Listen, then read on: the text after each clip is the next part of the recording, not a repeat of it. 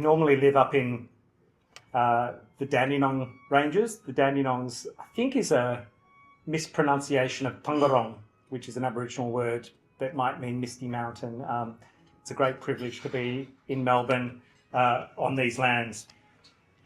Look, I'm here tonight as Brett, not as CSIRO. That probably gives me a little bit more scope to be myself in terms of what I talk about and how I talk about it. Jarnek was reasonably clear, as you would expect from an accountant, fastidious even, in terms of his instructions for me tonight. About 15 to 20 minutes, just cover the great global challenges of health and biosecurity and well-being, the maintenance of social license and social capital, but be clear and concise, and maybe just keep it light, maybe a joke or two, and keep to task. So that's my challenge if I choose to accept it. Given that, I might start with my conclusions because it's a useful way to frame everything else that I want to say. And so I want to start with, I think the great challenges of health and biosecurity, indeed, almost all of the challenges of the world, are that all of our problems are wicked. All of our issues are systems issues, and all of our threats are existential. Look, that's a really pithy way of saying it, and it's probably not universally true, but I think it's a really useful framing because I think we're moving into an era globally in which these things are becoming truer and truer day by day. It's not very upbeat yet, is it? I don't have a fourth horse of the apocalypse, for example, but those three horses of the apocalypse are pretty tricky in and of themselves. But we're all deeply familiar with them, and I did debate coming here whether I should speak in a light and optimistic tone or whether I should be blunt and challenging, because we're facing challenges that are literally going to put our global health, well-being, livelihoods, existence under substantial threat. That's a pretty sobering reality. And there is that classic graph of, if you create too much fear, people are paralysed and can't act, and if you don't do enough, they're not motivated enough. But I have seen evidence more recently that actually being a little bit pessimistic about the terrible situation we're in is not the worst thing. Like, we need to have action and commitment from people in a way that we clearly haven't had at a level that's been required over the last 20, 30, 40 years, especially with the existential threats as they are. Climate and health at the forefront of that. But I could name biodiversity. We're in the middle of the sixth great extinction in human history, more than human history, in the history of life on Earth. When you have a great extinction only once every 500 million years on average, the fact that we're in one right now should tell us something.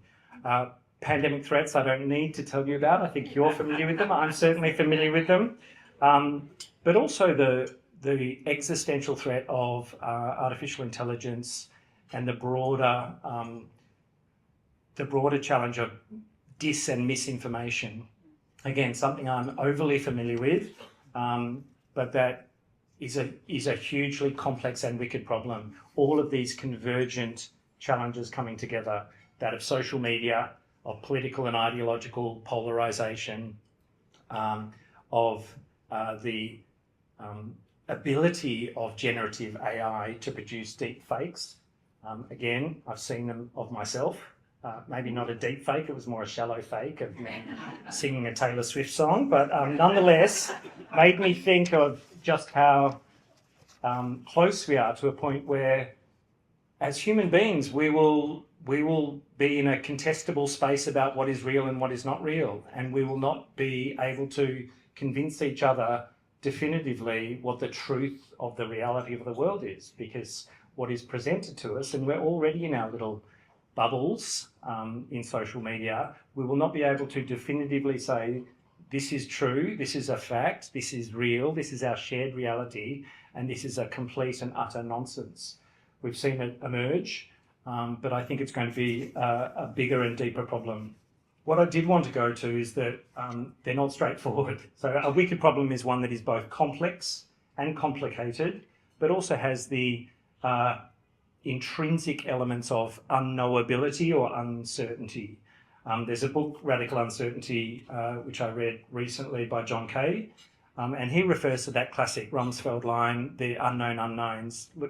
And lots of people made fun of Donald Rumsfeld at the time, but he was speaking to a truth. He was speaking to the fact that there are not just the things that we know that we don't know, there are literally unknowable things that we can't find a solution to just by investigating the data, by doing more research, by invigilating the reality of the world. They are beyond our reach, and that puts us in an uncomfortable position. But it also means that what we have is that human judgment needs to still be central to the decision making we make around the world and how we navigate it. And we shouldn't rely in its entirety on AI, not just because it's rubbish in, rubbish out, but also because it can hallucinate, and also because it works on the basis of data sets and inputs that are known when we're dealing with the reality of a world in which there are unknowable elements, which reminded me of a book I read in the 80s, Gödel, Escher, Bach and Eternal Golden Braid. Fantastic book. Not sure I understood it, but it talked about the mathematical paradoxes of Gödel, the self-referencing pictures of Escher and the canons of Bach. So lots on self-perceiving and self-inventing, which is kind of the world of AI now with generative AI. Anyway, that's another story. What I wanted to go to particularly is the great challenge in health of prevention and the deep inaction that I see as a public health physician. Angie, we've spoken about it at length. It is the great challenge of public health. Since that Broad Street pump was turned off and on the basis of the epidemiology of John Snow in the cholera outbreak in London 150 years ago, we've moved a great number of things on the basis of the evidence of a causal pathway, and we've changed the world of public health by virtue of that. Water, clean water, sanitation, vaccination, so many interventions with clean air, etc. But we're now at a point where prosecuting the case for a preventative intervention is harder than it's ever been. And despite the fact that you can go to a public health conference, if I see another presentation that says people who are the poorest and most marginalised in society suffer the worst health outcomes, I will throw myself flaming onto the stage and scream, because it is so well known. And yet we don't see the actions that are commensurate with that challenge. And I'm struck by that disparity. And Hofstadter, who wrote Gödel, Escher, Bach, made up his own law, Hofstadter's law. It always takes longer than you expect, even when you take account of Hofstadter's law. So he's being funny and being self-referential, but it was also, it is the great dilemma of public health. But I think it's useful to understand public health policy making as the ultimate wicked problem. It's complex, it's complicated, and those causal pathways are multidimensional. They have long latency periods, they have lag times. That means that if you take an action, you don't see a result in the near term, and you can't be absolutely sure about the thing that you've changed being responsible for the change that you see. And that's a really enormous challenge for policymakers. What we do see is this huge, sometimes complete gap between the rhetoric, the high rhetoric, and the action and delivery. It's tempting to assume that the high rhetoric, especially in the political world, relates just to low will, or that we are failing as public health people in our narrative, that there's a deeply inadequate narrative, and that we can't make the value proposition. And again, we've tried to tackle with this. We've put the argument in a dozen different ways through our budget application processes in Victoria and elsewhere. But I'm not sure either of these are true. I think politicians actually go in with high rhetoric and high will, but the implementation challenges fail them for a whole bunch of complex reasons. I think our narratives can be very compelling, but it's not the problem of inadequate, compelling narrative that means that we're not getting the actions.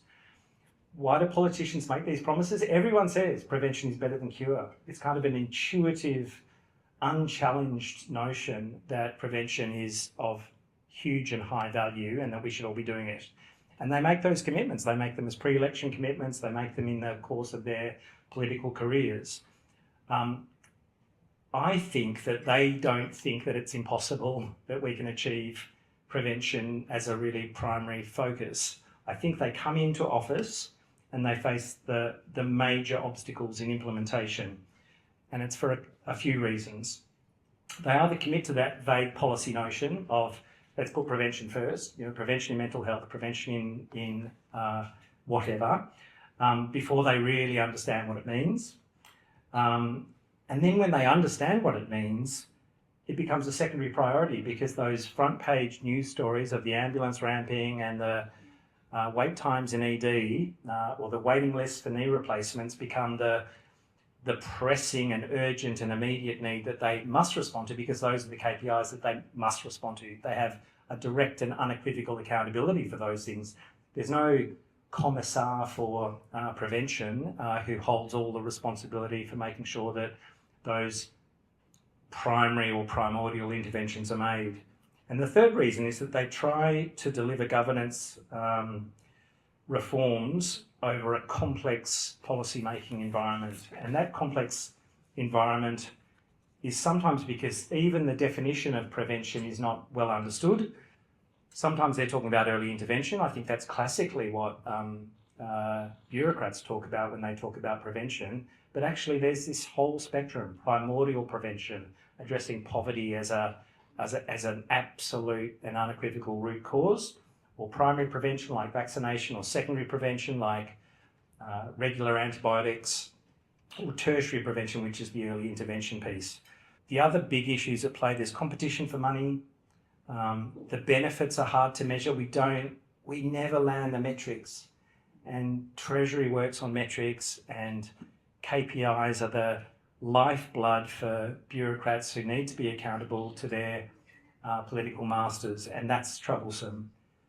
The problems are genuinely wicked, so those causal pathways are not linear, they're not one-dimensional, they have multiple inputs and multiple kind of sensitivities to external and other factors. And so you can change one thing and it shifts everything, and you can't have that direct accountability. And then there's, of course, the philosophy of government intervention. We've all heard about the arguments over the nanny state. And so there's this genuine ideological question of how much should government lean in, even when they know what things look like, because we're sovereign individuals, we've got agency, and should you be interfering even if you know that you'll get an outcome by virtue of that?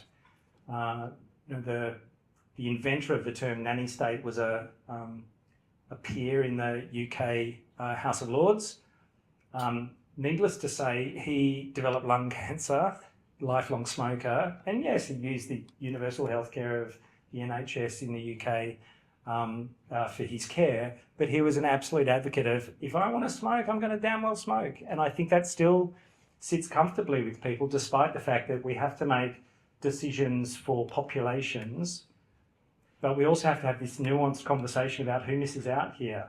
You've got to constrain something in order to provide liberty to others, or you have to accept that there's a cost by virtue of doing so that is borne by all of us in one way or another as taxpayers. And evidence doesn't always settle the question, because of these unknowable elements, but also because of these really complex and complicated pathways. And then there's the final issue of who's accountable. Tobacco worked because it was pretty straight line. Smoking caused lung cancer. Lung cancer was a huge cost to the individual, to the society, to the healthcare system. Almost nothing else caused lung cancer. Tobacco produced almost nothing of value except for tax revenue. And so it was reasonably straightforward. But if you're making an argument about something more complex, like intervening on sedentary behaviour or obesity, it's all the systems issues at play. Coca-Cola, Amatil have their stake in the game, let's face it. And there are billions and billions of dollars at play. Walmart has a bigger GDP equivalent to Australia. So these are big players in the world, and you can't easily just come down with a policy decision and say there are no losers here. So they'll fight those issues. And then finally, our threats are existential. So what's the path forward? We have to overcome those barriers to policy implementation, which means that we need to embrace that uncertainty.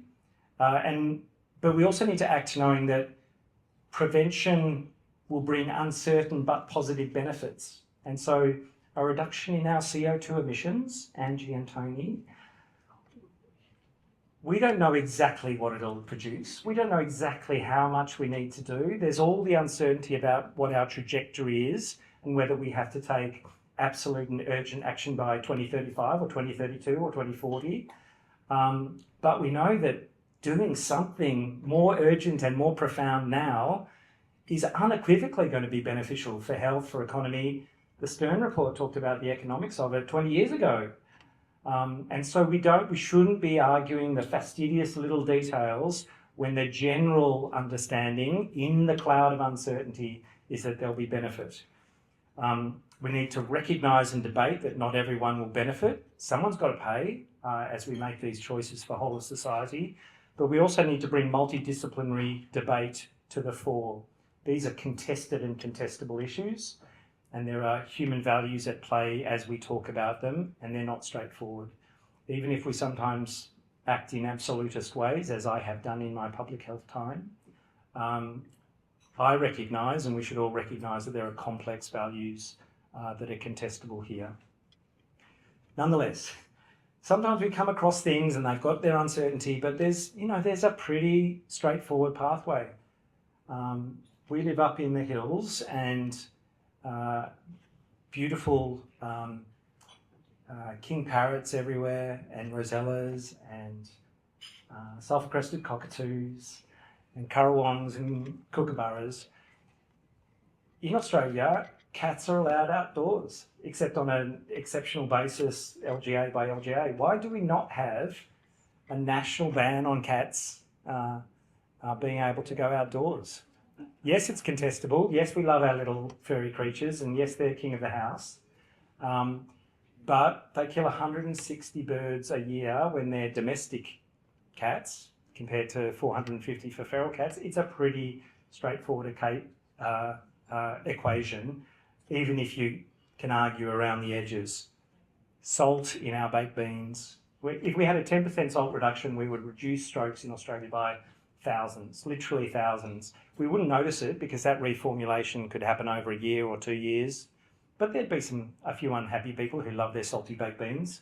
But it's a pretty straightforward equation, despite some of the uncertainties or contested elements. Sugar sweetened beverages, pretty much the same.